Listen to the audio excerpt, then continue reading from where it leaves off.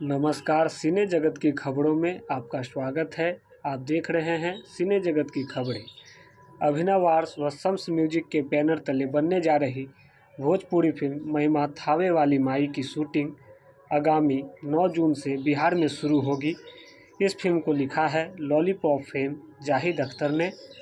Bhojpuri film महिमा थावे वाली माई के रिकॉर्डिंग के दौरान खींची गई तस्वीरों में अभिनेता निर्माता शाहिद शम्स जी, संगीत निर्देशक सूरज जी, पवन यादव, लिरिक्स जाहिद अख्तर का है, रिकॉर्डिंग शिवा तिवारी जी। आपको बताते चले कि इस फिल्म की शूटिंग का काम काफ़ी ज़ोरों शोरों से चल रही है। फिल्म अभिनेता शाहिद शम्स जी ने बताया कि इस फिल्म की शूटिंग 9 जून को बिहार के थावे, गोपालगंज, सिवान के साथ साथ सुंदर लोकेशन पर किया जाएगा। धन्यवाद।